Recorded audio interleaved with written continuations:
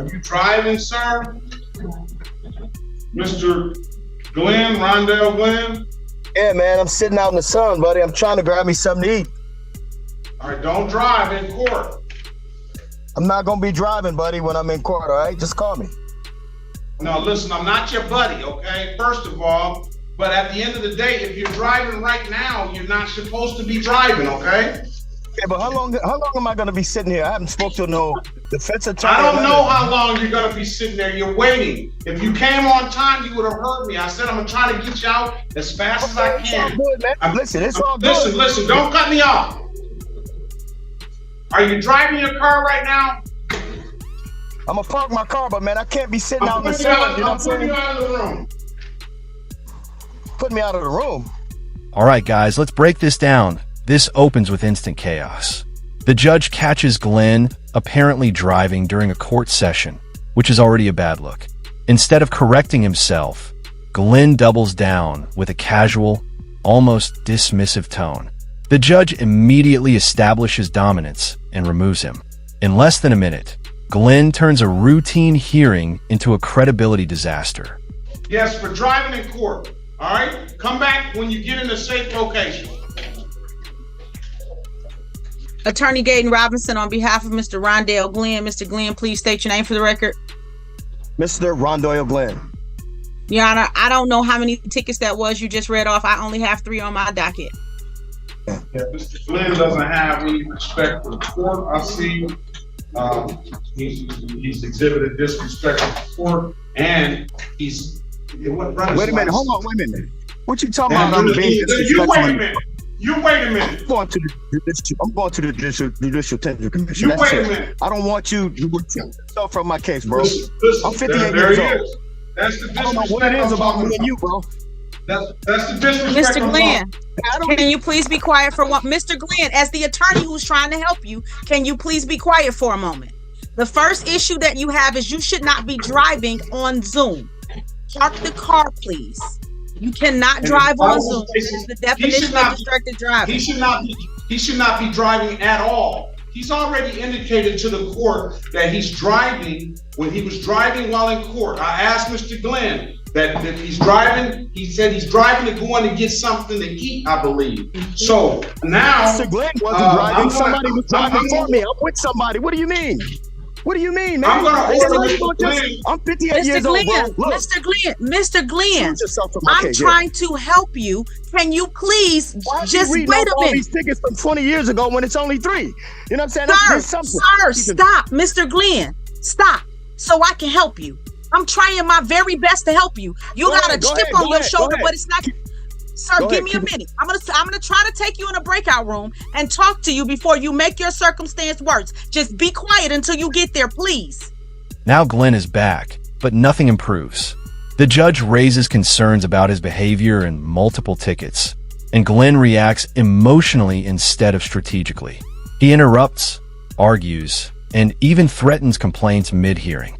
Meanwhile, his own attorney is practically begging him to stay quiet. This is a textbook example of someone sabotaging their own defense in real time. Yeah. Okay. Thank you. Mr. Glenn, after you finish talking to him, I'm going to give him a pre-trial date for tomorrow. Mr. Glenn has to come into court in person. Fine. I'm going to the Judicial Tender Commission because you're very impartial. You're not about to try to embarrass me in court like that, man. Glenn, stop. Mr. Glenn, we only got 3. I just asked you to be quiet so I can help you. I'm going to file a complaint today. That's fine. You can do whatever you want, but you're not about to try to embarrass me like that, be disrespectful to me and think I'm going to sit up and take that? Mr. Glenn. Mr. Glenn. And they come to court properly dressed. Don't come to court in a sleeveless shirt. Come to court properly dressed. Your Honor, can I please have a moment to talk to Mr. Glenn? I muted you because you're not making it better. Just be quiet. It doesn't matter what you say to him. He's going to take an anger management class too. Your Honor, I'm going to move Mr. Glenn to another breakout room. Very good. He's the Motorola device. Yes. Move past the matter. Tell him to come to court properly dressed, Ms. Gates. Mr. Glenn, you should have a prompt to go to breakout room 5. Go to breakout room 5. Look at your device, Mr. Glenn. You should have a prompt on your screen to go to breakout room 5. Just click OK. All right, Mr. Glenn, I'm gonna send you a different prompt. Just when you see the room number pop up, please just click OK. You're going to room 8. All right, let's pass. Just click OK. The court tries to cool things down by moving Glenn into a breakout room, but even that turns into a struggle. He can't follow simple instructions, and the situation starts to feel less like legal proceedings and more like crowd control. The lack of cooperation here reinforces the judge's earlier concerns. Glenn isn't just frustrated, he's unmanageable. Ms. Gaten Robinson, are you still dealing with Mr. Glenn? Your Honor, Mr. Glenn was not the easiest to try to talk to or get to reason with. He has indicated to me, is he still in the breakout room? He told me he was coming down to the court today. He doesn't understand why he has to come tomorrow, so he's coming down to talk to the chief judge today, which I told him that is absolutely his right. He could. He felt like you were picking on him by calling out his older tickets. I explained to him that that is your process and the process of many judges down there, that when people have outstanding matters, if they are on your docket, you will pull all of their matters in an attempt to be efficient. And you've done that with multiple clients of mine this morning to try to reassure him that that was not you picking on him. He didn't understand why you were bringing up old stuff. So I explained to him that that's you trying to be efficient because he had multiple tickets in front of the court outside of the 3 that were on the docket. I indicated to him that he was supposed to be here tomorrow at 8:30 in the morning. He's here. I got his attention. He's aware that we're trying to pull him back into the breakout room. I'm about to send him a prompt. To the main session. I'm about to send him a prompt. I'm trying to get him in the main. I'll close the rooms. Okay. Now, if he keeps it up, he'll find himself in contempt. Your Honor, I'm trying to save him, but... And I know it's probably going to be ordered as a transcript, so can y'all please talk at one time at a time? Well, good luck. Good luck. You can get the video. Sure. All right. With Glenn temporarily out, his attorney gives damage control mode everything she's got. She explains that Glenn feels targeted and embarrassed, especially about older tickets being brought up. The judge isn't buying the emotional angle. He's focused on efficiency and order. At this point, the word contempt enters the conversation, and that's when things get serious. All right, let's go back on the record with Mr. Glenn. Mr. Glenn, let me say something to you, sir. Start your video, please. I got it going. Good, get it straight now. Get it straight, bro. I simply wanted to come in and plead not guilty. But Mr. Glenn, I asked you to stop talking to the judge like he's your friend or somebody on the street. You would not talk to another judge in a different jurisdiction like that. He's not your bro. He's Judge Perkins. Now, let me stop. Let me stop right. I'm trying to help you, Mr. Glenn. You making it worse. Stop, Ms. Gaten Robinson, please. Mr. Glenn, let's get this understanding. First of all, I'm not your bro, okay? Yeah, I'm the judge, Mr. Perkins, but I'm not your bro, okay? Second, I know you're not. No, I didn't ask you to speak. Don't talk while I'm talking. Secondly, if you continue to act out like you've been doing, I'm gonna have no choice but to hold you in contempt of court, okay? And I don't want to do that. I'm trying to exercise the utmost restraint with you. Now, third, I called those cases into the record to be as a matter of judicial economy. I don't know when you got those tickets. I don't care when you got those tickets. I try to do that for the benefit of you, so you don't have to keep coming back to court multiple times, and you don't have these warrants sitting out here on you, okay? That's why I called those cases into the record. That's my choice to do that, and I called the cases into the record for the court and for your benefit, so you don't have to keep coming back to court, okay? So, I appreciate that. I'm gonna let you speak. Let me finish. You're gonna come into court in person tomorrow at 8:30. I want you properly dressed. You can say what you want to do what you want to say. If you don't appear, then a lot of people don't show up. That's what the court has to say. Now, you want to talk? Go ahead and speak. Okay. Glenn returns and immediately clashes again, calling the judge bro, which lands exactly as badly as you'd expect. The judge shuts that down instantly and lays out clear boundaries. This is the turning point where the judge moves from patience to warning mode. He explains his actions logically, but Glenn's tone keeps undermining any chance of a smooth resolution. So I'm sorry about calling you bro, okay? But I didn't think that you would get impartial and start, you were supposed to be here early. I'm 58 years old, okay? So I'm kind of tech challenged, but I called down and I got in, okay? I was late, but I got in, but it's just the way you was talking to me, that had me like, damn, I don't really want to go in front of this guy here, man.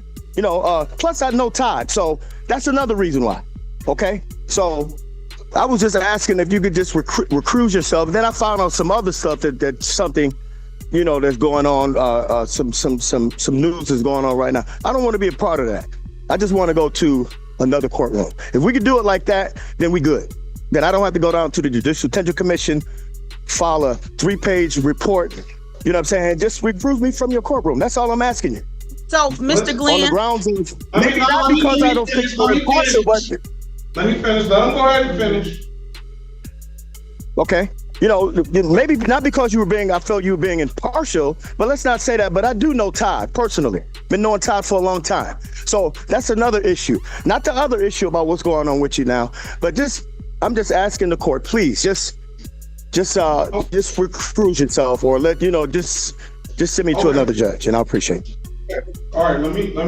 I'm not going to send you to another judge. I want you to come down tomorrow morning at 8:30. I accept your apology about the bro situation. I didn't hold you being late against you because I did let you in the room. As long as I'm sitting here, I question why people are late. I understand now why you're late. You told me you're not as tech savvy as other people, and that was it.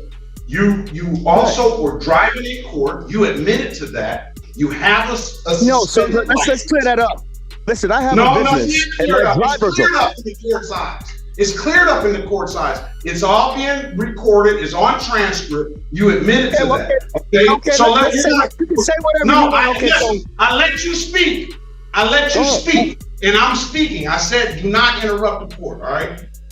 So this is it. We're not gonna keep going back and forth. I'm gonna let you go about your day. But come down tomorrow morning in person, and you can go to the Judicial Tender Commission. That is your full right. You can go to the Chief Judge, but I'm not going to sit here and have you yelling at my staff or anything, okay? Your Honor, listen, I'm not a Mr. Glenn, please give me one moment. Please, I've been begging you since the beginning of our interaction. I'm trying to help you. Just be quiet. Right. I should have brought my boy Blake in here. I wouldn't have all this. Okay, so one moment, Your Honor. I explained to Mr. Glenn that he does have to be at court tomorrow morning at 8:30. I did also indicate to him that it's his absolute right to retain an attorney. If he is not able to retain an attorney, then he can ask for an appointed attorney tomorrow. Because he is here for misdemeanor matters, he is entitled to counsel. If he wants to pay his own counsel or ask for counsel tomorrow, that is his right. But I'm making it clear that Mr. Glenn is aware of his right to have counsel tomorrow at court. All right. If Mr. Glenn come to court, he's coming with all the news coverage. Okay, so we just want to make sure everything is good. We'll see you in the morning at 8:30. Make sure you look good for the news. I want another judge, and I make one with another attorney. One at a time. Court reporters. Put your good suit on. We don't care about you coming with the media. Look good for the media. Put your suit on. You know what? As a matter of fact, you're on ineffective counsel too. So I'm good. We're gonna reschedule that. Have a wonderful day, sir. Let's handle it like this. Stop it, Miss. Have a wonderful day. Don't say any more, Miss Robinson, please. Mr. Glenn, that's it, okay? I'll let you make your record. Come on down tomorrow morning, all right? You're muted. You're muted now. Unmute him, please. Unmute yourself. Unmute yourself. All right. Let me do what I gotta do. Okay. Yeah. All right. Bye-bye. Peace and luck to you, sir. Yeah. Take care. The final stretch is a mix of apology and continued defiance. Glenn says sorry, but then pivots into accusations, recusal requests, and even mentions media involvement. The judge stays firm, refuses to step aside, and orders him to appear in person. Glenn keeps pushing, but the outcome is locked. He walked in with options and walked out with orders. Make sure to like the video, subscribe to the channel, and we'll see you in the next one.